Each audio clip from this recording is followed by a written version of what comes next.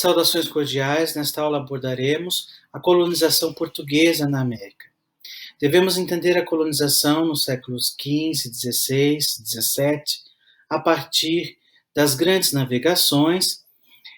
Portugal foi pioneiro nessas navegações, criou um império com colônias no litoral da África e da Ásia, seguido depois por Espanha e Inglaterra, e Holanda e França. Portugal terá sua maior colônia na América do Sul e depois será o Brasil. Essa colonização vai iniciar-se a partir da posse do território com a vinda do Pedro Álvares Cabral e a escrita da Carta de Caminha, e neste momento teremos um encontro de culturas dos povos originários tradicionais que aqui estavam. Quando os portugueses aqui chegaram, existiam aproximadamente 5 milhões de nativos, com línguas muito diferentes. O tupi e o macro-G são os troncos linguísticos, ou seja, destas duas línguas advêm muitas outras. São diferentes etnias, com histórias, modelos de organização, formas de abordar a tradição e educação muito diferentes entre si. Atualmente, nós temos cerca de 800 mil indígenas que se autodeclararam para o IBGE, que configuram 305 etnias e 274 línguas. Desde o processo de colonização, os povos nativos sofrem um contínuo genocídio, principalmente decorrente da exploração dos seus territórios, assassinato por causa de suas terras e também a desvalorização das suas culturas. Isto em toda a história do Brasil. A chegada dos portugueses foi marcada inicialmente pelo estranhamento e depois pelos contatos feitos por meio de trocas, nós chamamos de escambo. Nós dividimos a colonização do Brasil numa periodização tradicional em primeiro período seria o período pré-colonial. Por que é um período pré-colonial? Os portugueses, desde que chegam ao Brasil, fazem expedições pelo litoral, eles buscam encontrar metais preciosos, mas não encontram. Então, eles vão entender como é o território, sem metais preciosos, e sabendo que a colonização daria gastos excessivos, os portugueses vão trabalhar com a extração de pau-brasil, que é uma madeira que dava muita lucratividade, vão criar ao longo da costa brasileira, na época América Portuguesa, feitorias, que são grandes barracões onde se armazenava o pau-brasil, e para a extração de pau-brasil, indígenas cortam e, numa troca com os portugueses, recebem objetos como espelhos, machados, que para os indígenas eram interessantes, que mudavam o cotidiano dessas comunidades. Nesse período de 1500 a 1530, nós chamamos de período pré-colonial, porque não houve investimento de fato na construção de vilas, na administração. O território ele estava à mercê para a exploração de pau-brasil com autorização do rei, a construção de ferrovias, todo o pau-brasil deveria ser autorizado por Portugal, e vinham expedições para proteger o litoral, para explorar o litoral e buscar pau-brasil. No mais, não houve uma exploração e uma colonização ativa dos portugueses, que estavam ganhando muito dinheiro com o comércio de especiarias nas Índias. Isso vai mudar a partir de 1530, quando os portugueses vão observar que franceses, principalmente franceses, e os ingleses vão navegar por essas regiões e roubar o pau-brasil de uma área que Portugal tomou como dele. Observemos esse mapa agora das populações, os povos originários tradicionais do Brasil. Vocês podem observar que a quantidade, o número, né, desses povos, se nós contarmos em toda a América Latina, o Brasil tem 0,5, né, por cento daquilo que é o número original. E em todos os países, vocês podem observar que a porcentagem é muito baixa, né, dentre a população, considerando a morte de muitos desses povos. As línguas desses povos foram preservadas pelos seus sobreviventes, pelas comunidades, como podemos observar neste mapa, que identifica as principais línguas ainda existentes na América Latina. Como eu disse, nós temos centenas de línguas hoje no Brasil. Essas línguas são preservadas por meio de escolas indígenas, que são garantidas pela Lei de Diretrizes e Bases da Educação Nacional, nas quais os nativos, os povos originários tradicionais, podem aprender a sua língua da etnia e a língua portuguesa também. O processo de conflito com os indígenas começa no período pré-colonial, quando os indígenas começam a se negar a fazer as trocas, as invasões de territórios, e é claro que muitos indígenas vão atacar os portugueses quando eles entram nos seus territórios. Há o caso de europeus que são presos e, inclusive, são objeto de antropofagia, ou seja, indígenas que acreditavam que comer o inimigo era um elemento de trazer a força do inimigo para si, vão, em rituais antropofágicos, comer náufragos europeus. É o caso do bispo Sardinha, que foi devorado por nativos, e também um caso de um sobrevivente, Hans Staden Hessen, um alemão, que descreveu num livro em que ele coloca os indígenas como canibais, como ele sobreviveu a vida entre os tupinambás, que eram antropofágicos. Neste mapa, vocês podem observar a extração de pau-brasil desenhada. Nos mapas dos séculos XIV, XV e XVI, havia sempre a ilustração do que se fazia no território. Então vocês veem o barracão das feitorias, os indígenas fazendo o corte da madeira, né? Este mapa ele foi publicado em Veneza e ele é de 1556, né? E vocês podem ver as embarcações chegando, as regiões montanhosas, e então os mapas da época eram sempre bem descritos. E vocês podem ver o nome Brasil ali como o local de extração da madeira, pau-brasil.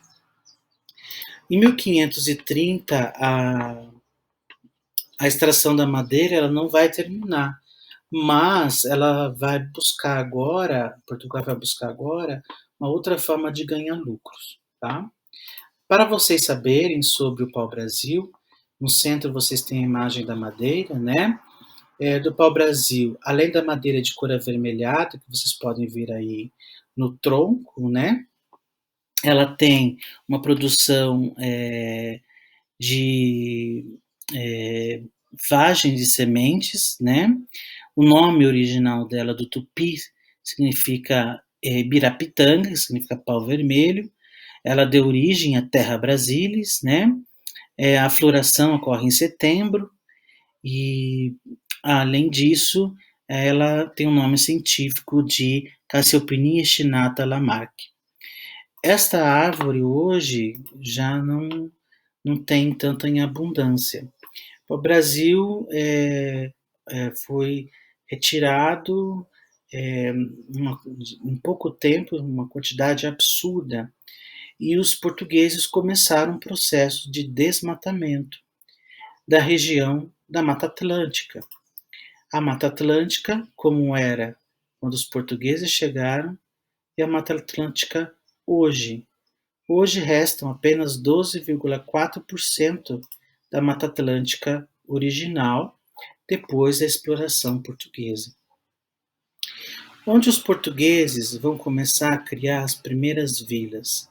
vocês podem ver nesse mapa que as primeiras vilas são 1 na Baía de Todos os Santos, 2 em São Vicente, 3 Vila de Olinda, 4 São Paulo de Piratininga e 5 Sebastião do Rio de Janeiro.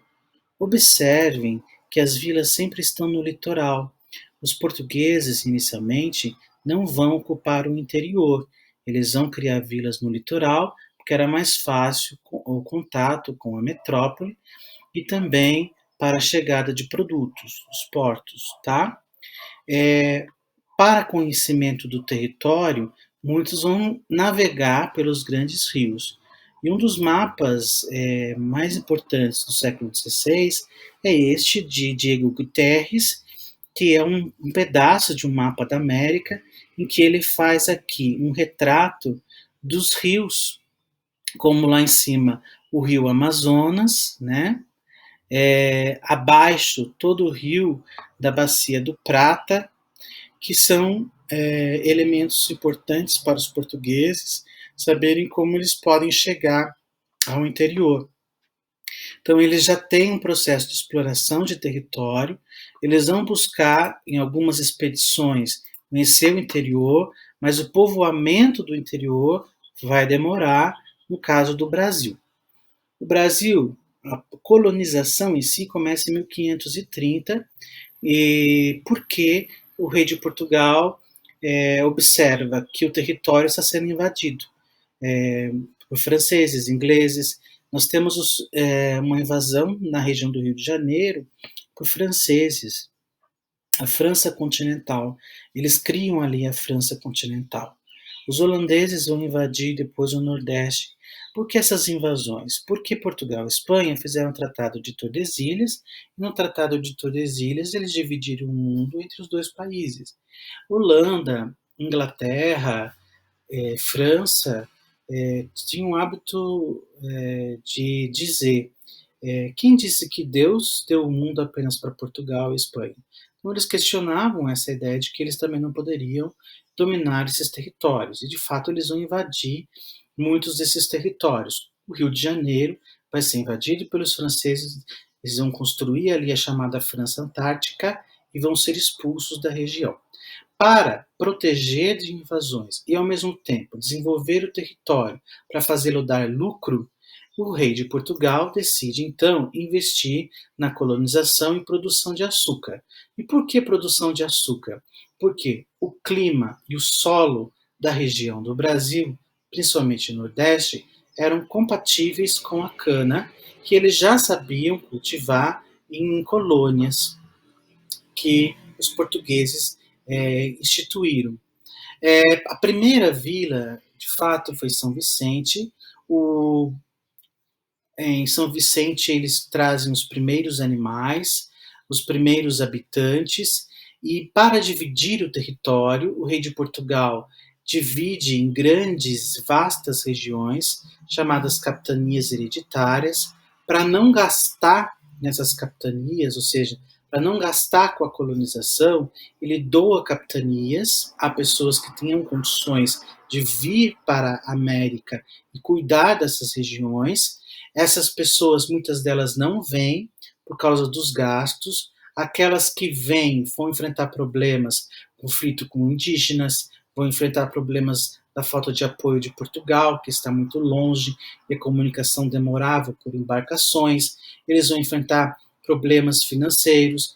A ideia seria produzir açúcar para desenvolver a colônia. Essas 15 capitanias, então, elas eram chamadas hereditárias, porque eram dadas aos filhos daqueles que recebiam, elas não deram certo. Só 2 prosperaram, que é Pernambuco e São Vicente, graças à produção de açúcar. Como não houve prosperidade, o rei precisou enviar um representante para a colônia, que era o governador-geral. Então veio Tomé de Souza, criou-se a primeira capital, que foi Salvador, e Tomé de Souza começou a tentar resolver os problemas de conflitos com os nativos, de centralizar as decisões políticas, representando o rei na colônia, né? E incentivar a produção de açúcar e a exportação de açúcar. A economia açucareira A economia açucareira estará baseada na escravidão. Inicialmente será a escravidão de indígenas, depois, por causa do lucro do tráfico de africanos, vai se basear na escravidão de africanos e isso vai perdurar por mais de 300 anos. A produção de açúcar tinha como meta a exportação e toda a vida colonial estava voltada para esse ganho na exportação, na produção de açúcar.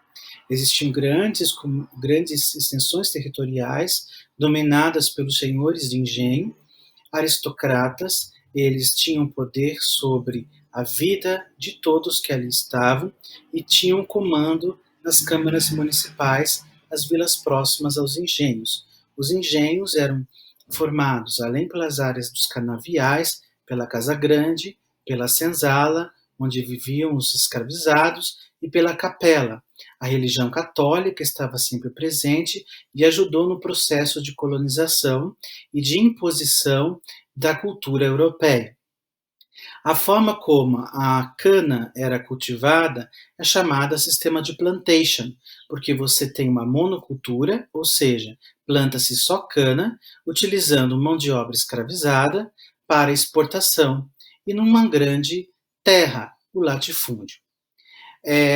Além dessa forma de produção, a sociedade vai ser baseada nos senhores de engenhos, trabalhadores livres, comerciantes liberais, clérigos e a base da sociedade de escravizados.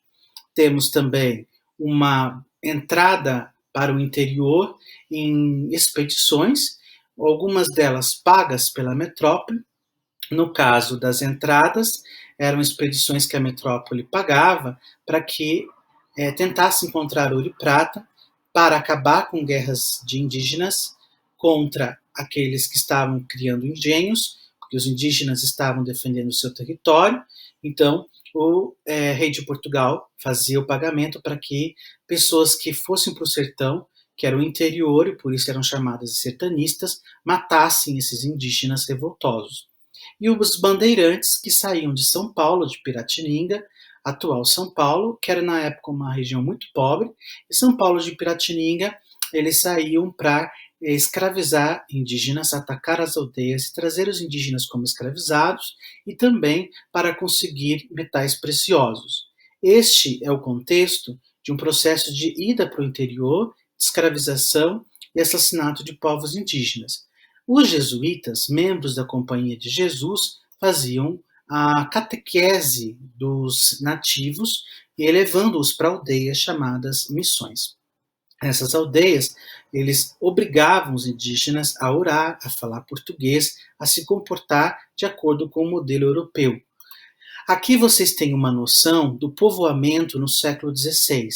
As regiões que estão em roxo são as regiões que foram marcadas pela grandes cidades. As áreas que estão amarelas eram áreas de conhecimento, áreas que havia passagem, mas não tem ali uma grande população. Vejam que o Tratado de Tordesilhas delimita Portugal tenha só essa região amarela como colônia. Hoje, quando pensamos no mapa do Brasil, o Brasil é tão extenso, tão grande. E por que ele é tão grande? Porque durante a história haverá os portugueses eles vão ultrapassar essa linha do Tratado de Tordesilhas e vão começar a entrar na área que era da Espanha e vão ocupando esse território que depois vai passar a ser parte do Brasil por meio de tratados, de acordos internacionais. Essa passagem para os territórios, para o interior, para o sertão, como é chamado, muito tem a ver com os dois movimentos que eu já mencionei. As entradas, que eram financiadas pela coroa, saíam do litoral para o sertão, para a defesa do território, busca de metais preciosos e reprimir revoltas. E as bandeiras, que são as bandeiras de apresamento para capturar indígenas e escravizá-los, e as bandeiras de prospecção.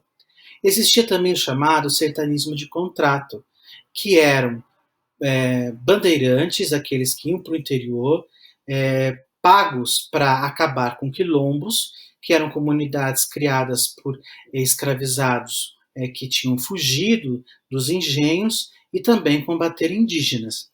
Os bandeirantes recebiam esse nome porque à frente sempre levava uma bandeira, levavam inclusive a ideia do catolicismo com uma cruz vermelha à frente. A maioria deles era pobre e andava descalço, que era pago por uma viagem longa para escravizar os nativos e atacar os nativos.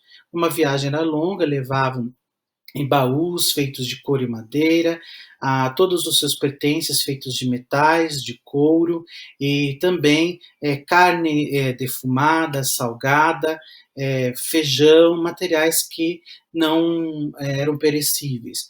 E havia o costume de, numa passagem, plantar-se um determinado alimento, por exemplo, milho, e na volta eles conseguiam colher o milho. Eles já tinham locais por onde passavam, e nessas entradas para o interior, eles foram construindo também muitas vilas, deram origem a muitas cidades.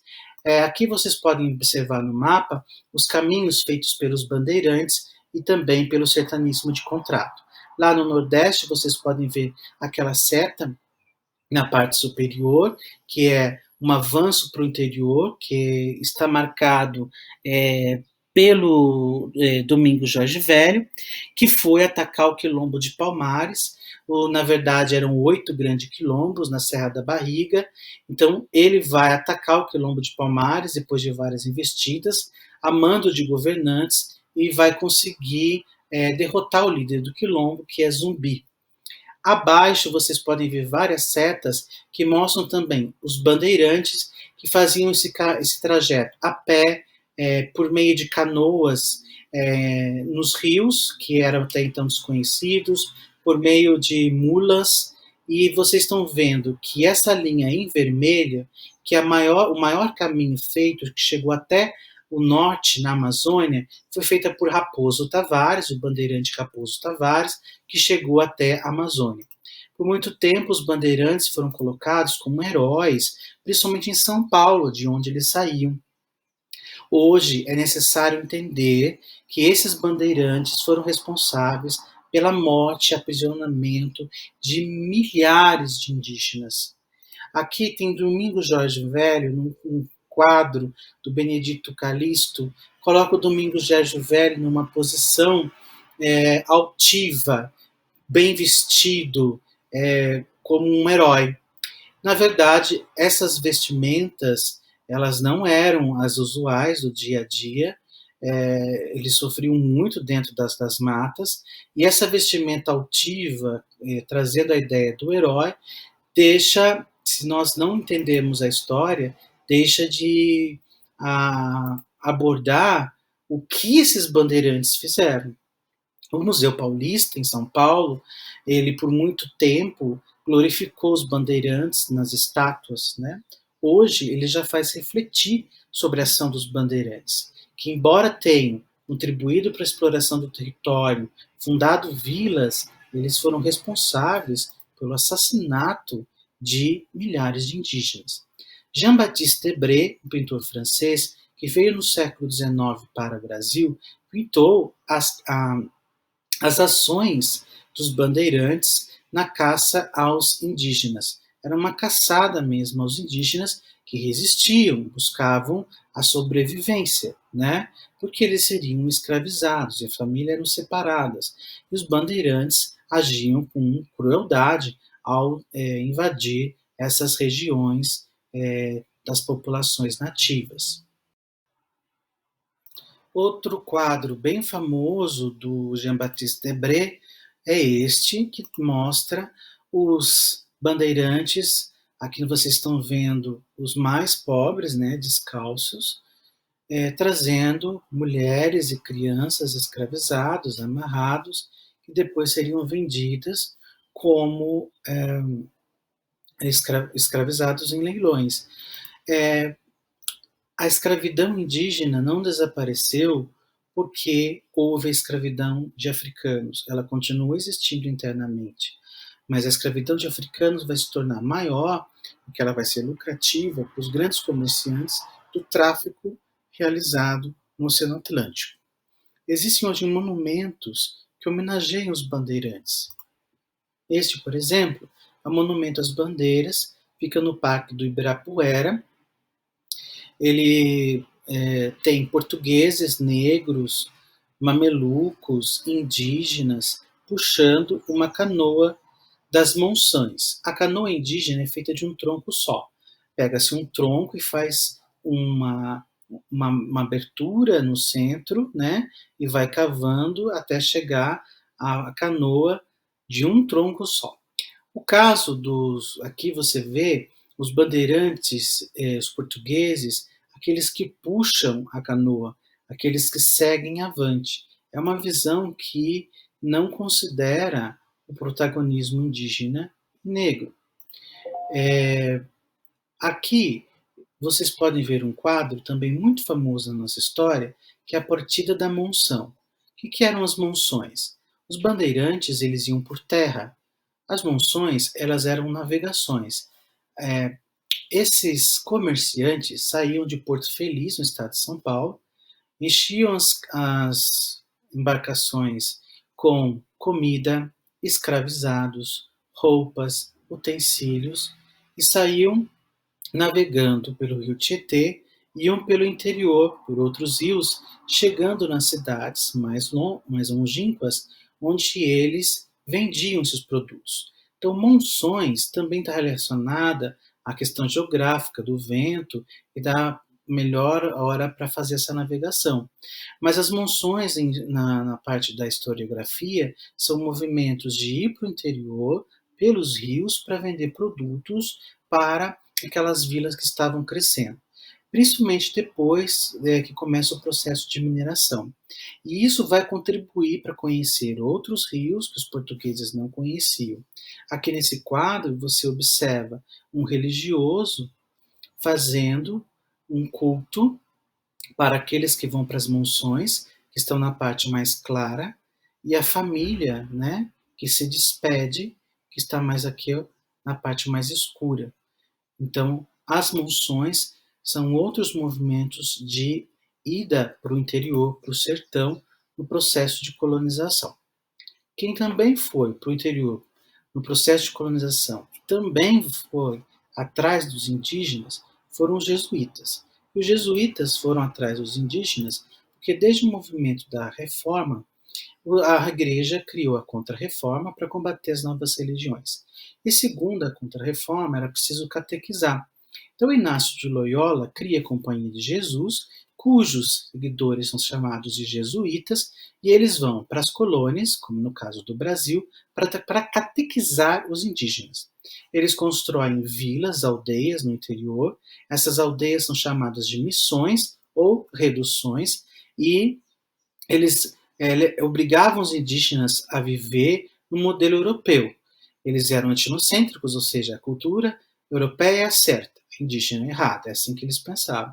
Então, o que eles faziam? Obrigavam os indígenas a se vestir, a serem monogâmicos, os indígenas eram poligâmicos, a fazer as orações, cânticos, a ficar nas dependências com os quartos separando as famílias, a plantar no modelo europeu, a criar animais no modelo europeu, a seguir as ordens de acordo com o tempo do sino, a obedecer, se não obedecesse havia castigos físicos, a fazer cânticos nos corais, e esse cotidiano dos indígenas também era marcado pela exploração de especiarias, temperos que existiam no interior, que eram chamadas drogas do sertão. Então, os temperos como pimenta, canela, que eram encontrados no sertão, os jesuítas faziam os indígenas irem atrás desses temperos, e depois os jesuítas também vendiam o que os indígenas plantavam, os animais, para conseguir manter o aldeamento. Então, utilizavam a mão de obra indígena também nesse processo de empreendimento, com a ideia de catequizar os indígenas que eles consideravam selvagens e achavam que estavam salvando. Na verdade, eles estavam cometendo outra violência de desrespeito à cultura indígena, de imposição, de retirada dos indígenas de suas terras. E os bandeirantes vão atacar muitas dessas missões, porque os indígenas nas missões, eles estão em locais sem armas, sem estratégias, em locais desconhecidos. É diferente se ele estivesse na sua moradia, onde eles podem se organizar, tem táticas de defesa. Então, esses indígenas com os jesuítas já tinham aprendido a plantar, os bandeirantes então atacavam os padres, e os padres pegavam em armas para enfrentar os bandeirantes, os dois disputando os nativos. Tá? Aqui vocês têm uma imagem de como era organizada uma missão. Vocês têm os barracões, você tem sempre muitas cruzes, e você tem a igreja principal, e aí tem as áreas específicas para cultivo. Uma área de missão muito importante foi São Miguel das Missões, no Rio Grande do Sul. Hoje são as ruínas de São Miguel das Missões, onde padres espanhóis e indígenas guaranis viveram por muito tempo, e ali ocorreu uma guerra quando a região foi incorporada a Portugal, e ali existiam indígenas espanhóis. Então começou uma guerra, porque havia jesuítas espanhóis, e esses jesuítas espanhóis vão, junto com guaranis, entrar em guerra com portugueses. Essa é a ruína de São Miguel das Missões. Hoje tem um museu de arte sacra, e é também um local de pesquisa arqueológica das missões na área do sul, no Rio Grande do Sul. E é patrimônio mundial da humanidade. Aqui neste mapa vocês podem observar as regiões onde os jesuítas construíram as missões, que estão marcadas por uma cruz. Vejam muitas cruzes na área do rio Amazonas, ou seja, eles vão seguindo o rio para construir as aldeias, que são chamadas de missões, e ali levar os jesuítas à força para catequizar. E as missões, vejam, elas vão ultrapassar o Tratado de Tordesilhas, elas vão ocupar esses territórios.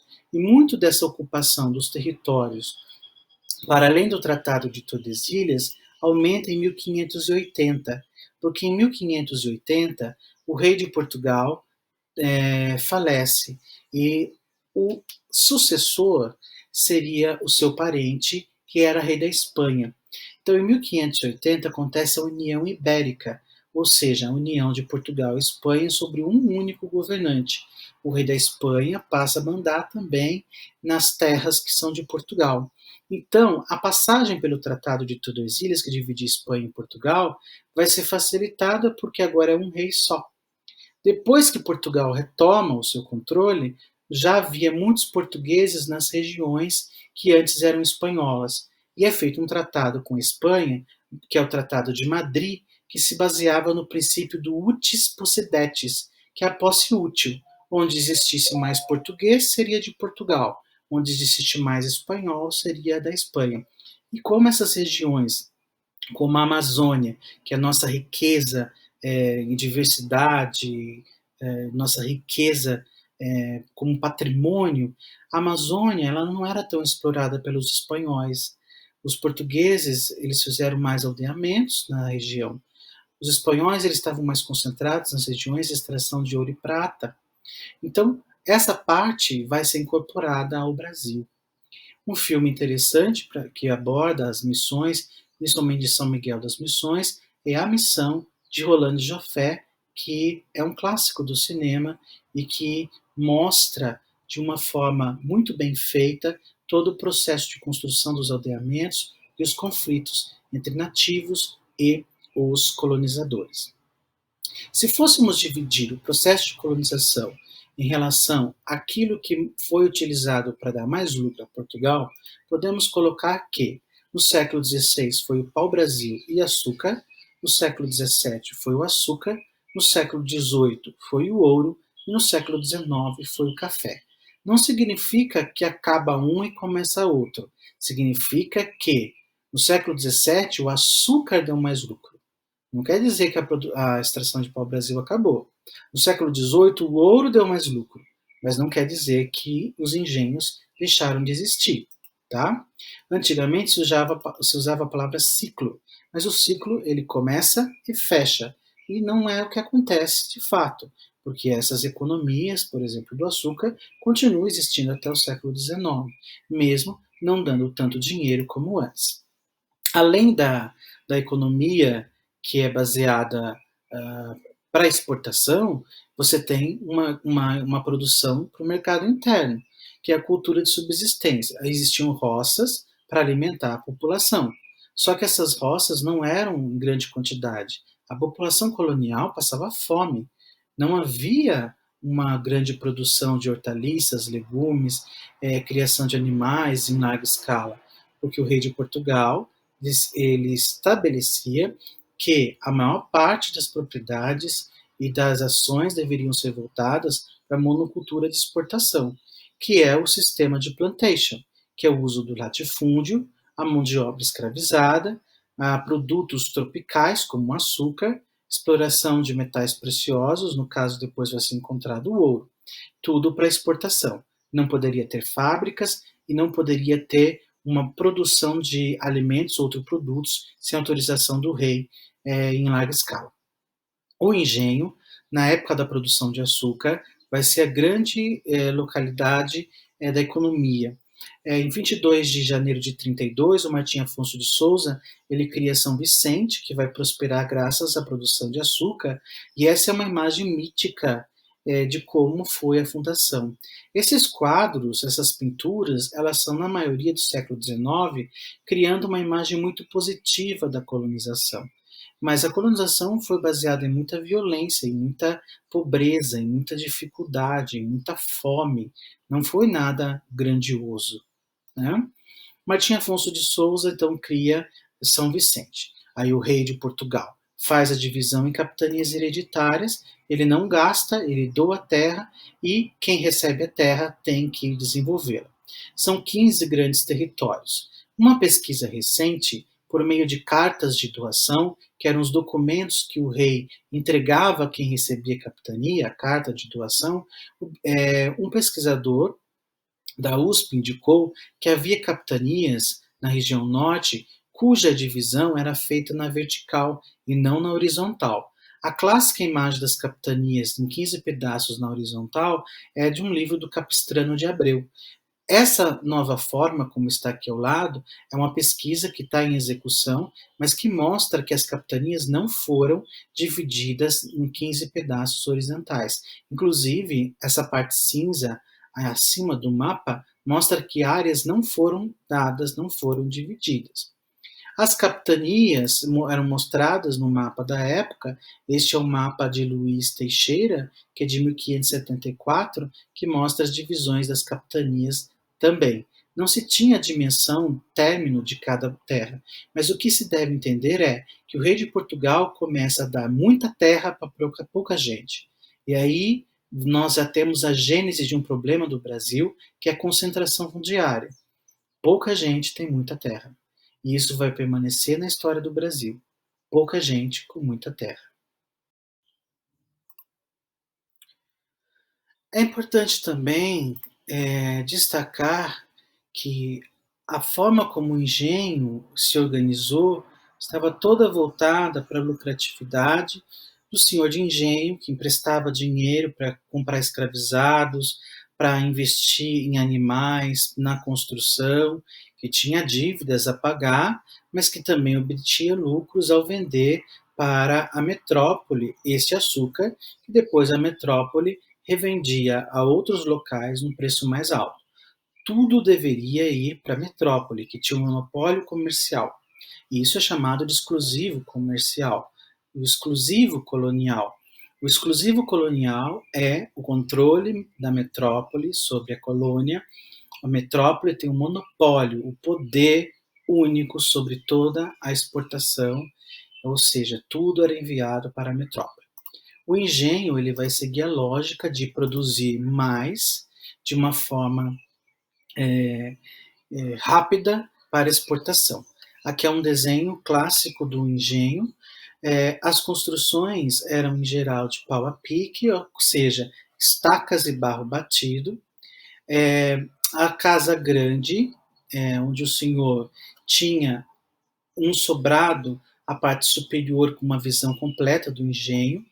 A senzala, que tinha formato de L, para melhor observar os escravizados que ficavam amarrados, a capela, que era obrigatória para as missas, batizados, enterros, e a casa da moenda, que poderia ser um moinho real, feito de movido a água, que então prensava a cana para tirar o caldo, ou poderia ser por animais que ficavam girando, prensando a cana, ou até mesmo escravizados. Colocavam a cana entre dois cilindros, saía o caldo, cozinhavam o caldo para a produção do açúcar.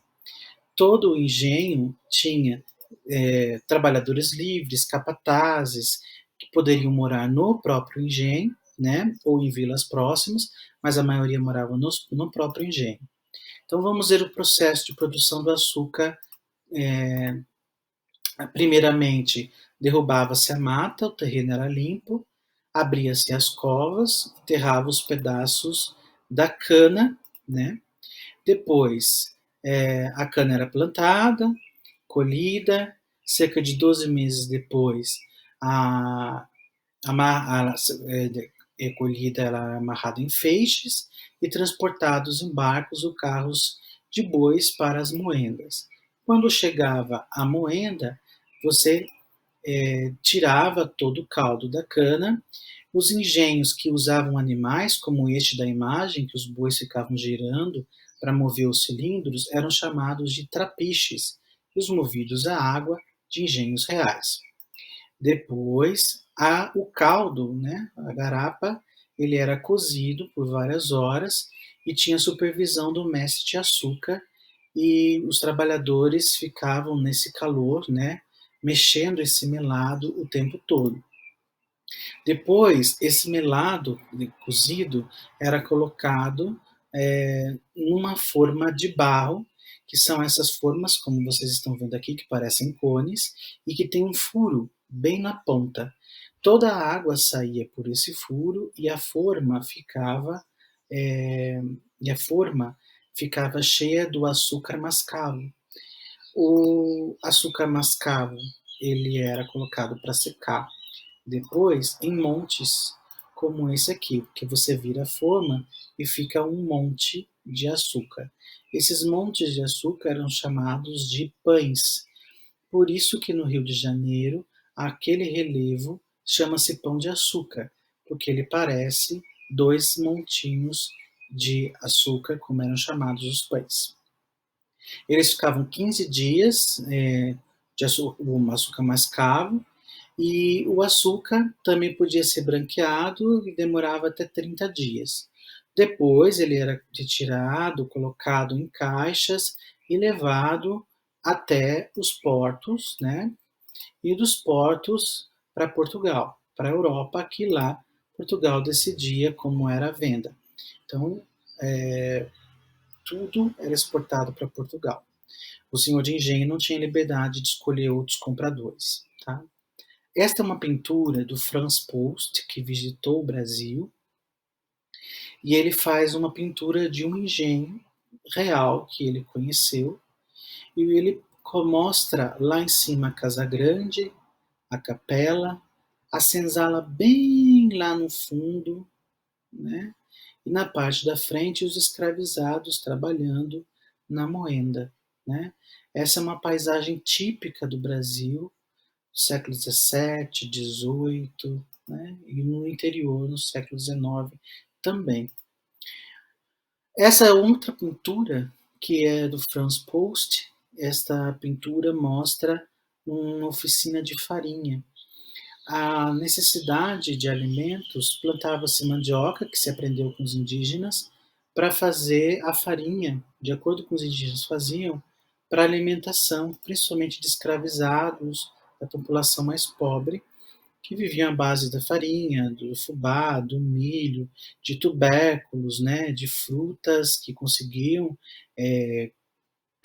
coletar, mas a base era a mandioca e a farinha, né, que é da questão da alimentação indígena.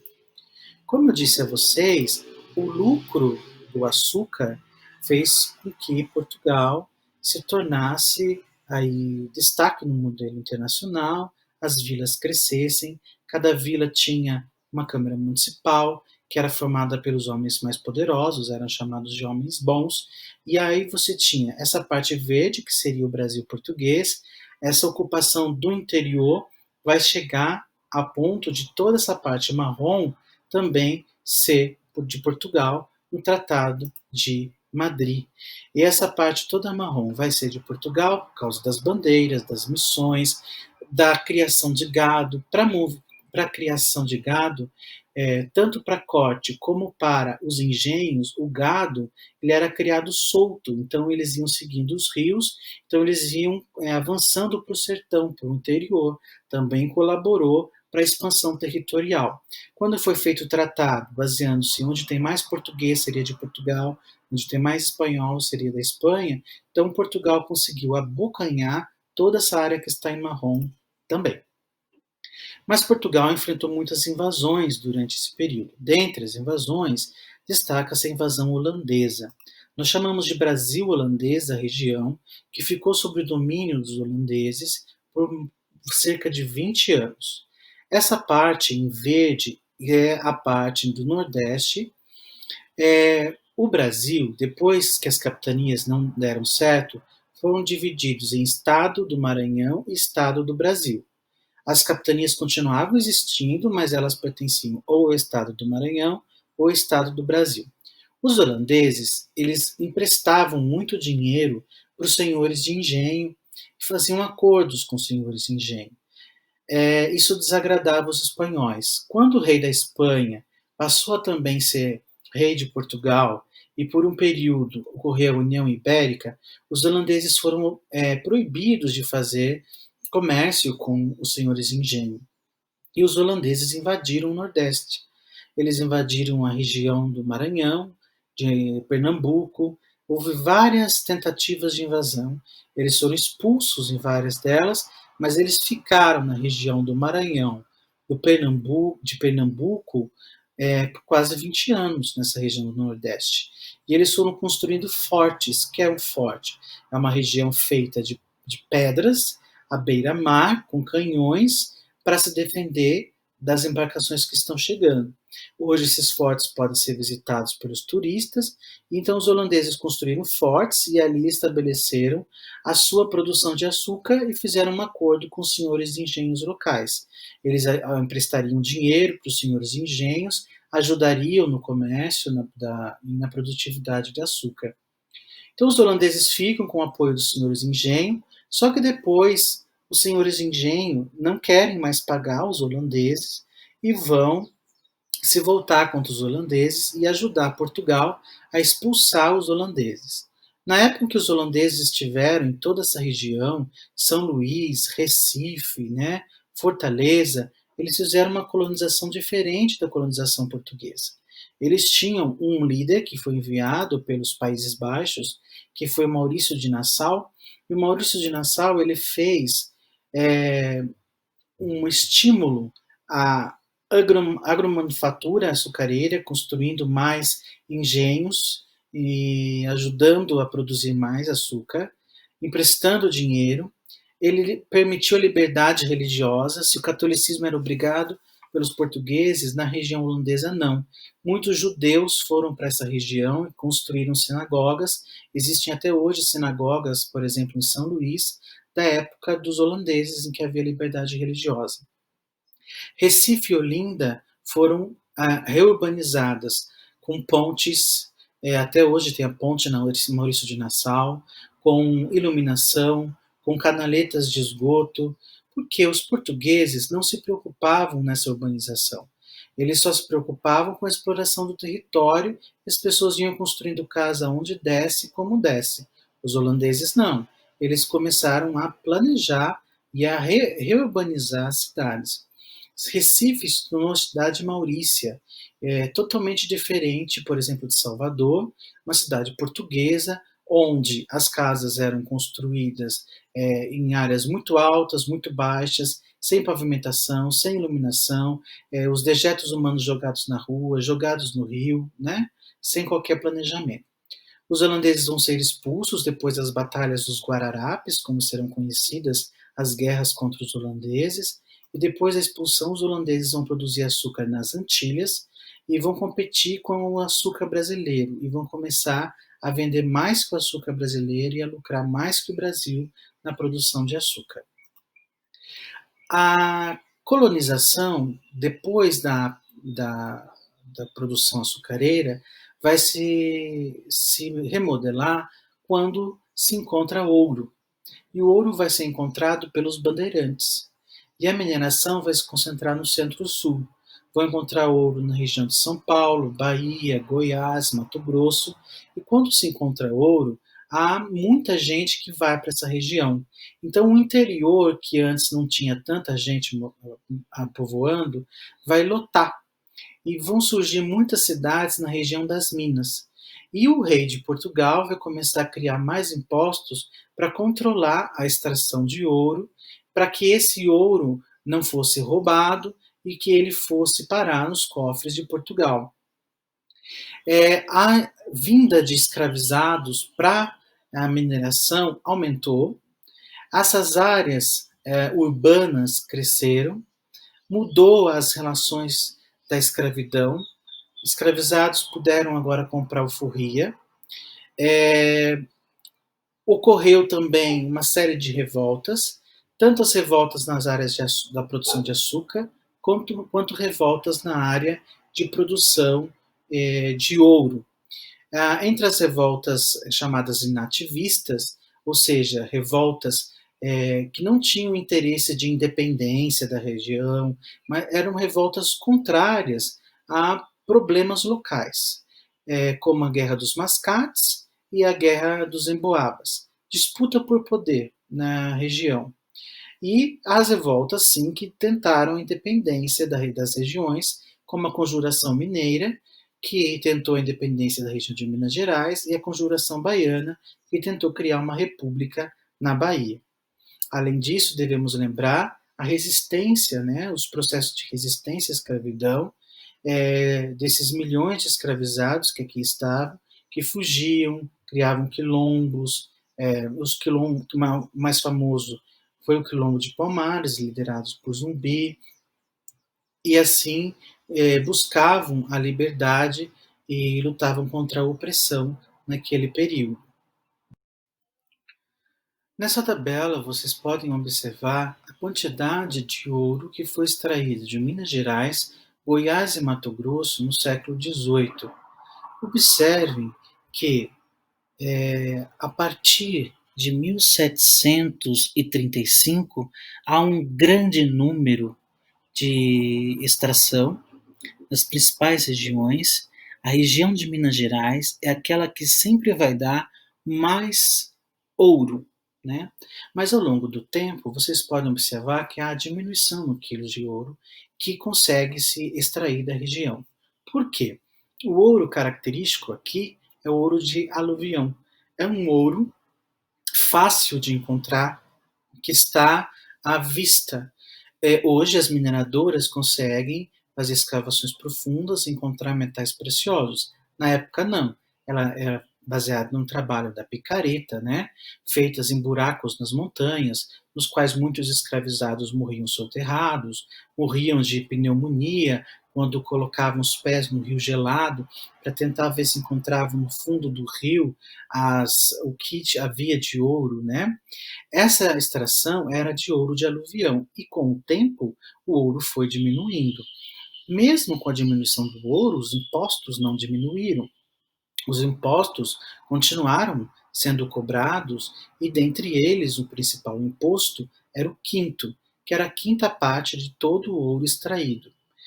Para que fosse cobrado o quinto, foram criadas as casas de fundição, eram locais onde todo o ouro deveria ser levado, derretido, transformado em barras com o símbolo real, e lá se retirava um imposto. As minas, se alguém encontrasse uma mina, deveria informar o rei de Portugal e ele venderia partes dessa mina. Então, tudo era controlado, não havia possibilidade de você enriquecer sem ser pego. Por quê? As tropas reais e a fiscalização exigiam o pagamento do quinto, exigiam o levato do ouro para a região das casas de fundição. E por isso vão ocorrer muitas revoltas, porque as pessoas, alguns aventureiros encontravam ouro e não poderiam explorar como desejavam. E também haverá o tráfico. Este mapa mostra as regiões onde há é, grande produtividade, né? É, grande número de revoltas. Na região em amarelo, lá no alto, nós vamos ter a revolta de Beckman, que é a revolta de dois irmãos contrários ao controle do comércio por Portugal, porque eles queriam mais escravizados a preços baixos. Então, é uma revolta que não é uma revolta popular, é uma revolta de gente rica que quer mais escravizados por melhores preços. Aqui na região de Olinda e Recife, a Guerra dos Mascates, que é uma briga entre comerciantes ricos e senhores de engenho, e a Guerra dos Emboabas, que é uma briga entre paulistas e estrangeiros, que eles chamavam de emboabas, os estrangeiros, que disputavam ouro. Foi por causa da Guerra dos Emboabas que foi criado o Estado de Minas Gerais e São Paulo dividido para tentar controlar as passagens e extrações de ouro e prata. Então, vamos ver aqui as revoltas que ocorreram nesse período.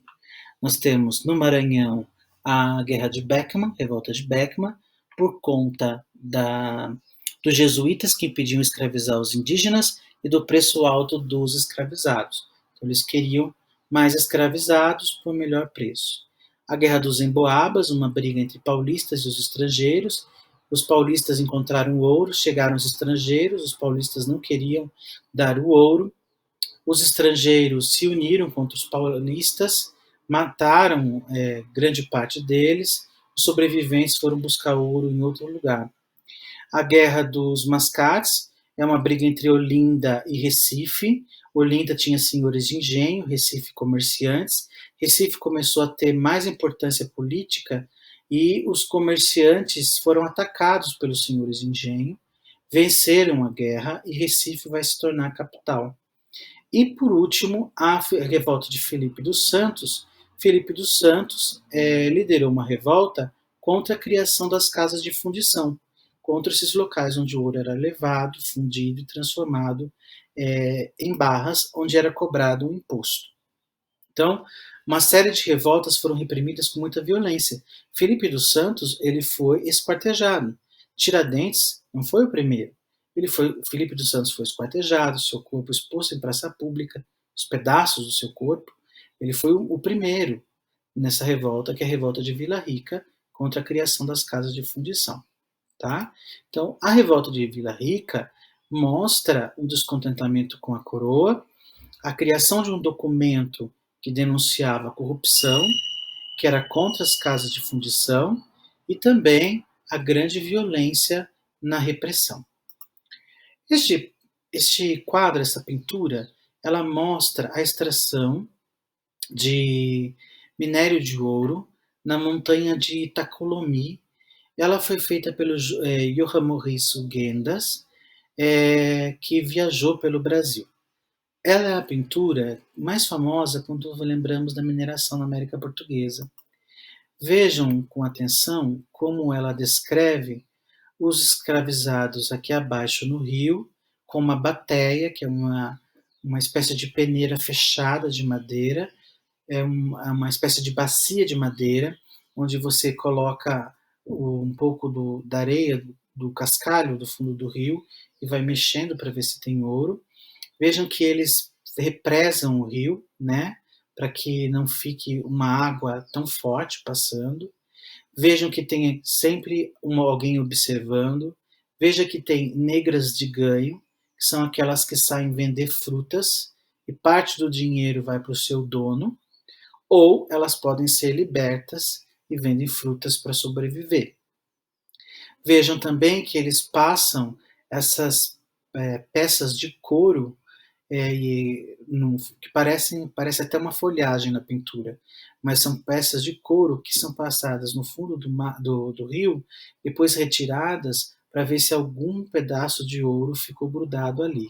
E nas montanhas, né, aqueles que estão subindo a montanha para tentar retirar o ouro, tudo sob fiscalização. Muitos tentavam esconder o ouro e eram pegos e tratados com extrema violência. O Rugendas escreveu muito sobre esse período da mineração, como nesse trecho.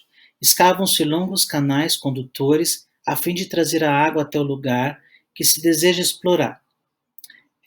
Gradis ali colocados retêm as pedras mais grossas, deixando passar com a água a areia e o pedregulho e o cascalho.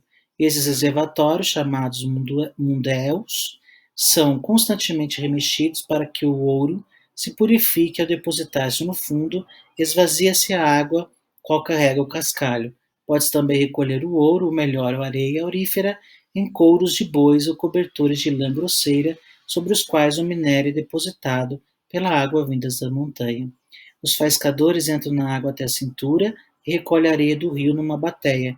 Remexendo a bateia, a superfície da água, deixam-na sair a terra e o cascalho, ficando o ouro mais pesado no fundo cônico da bateia.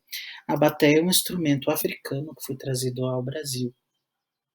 Colaborou no processo de mineração.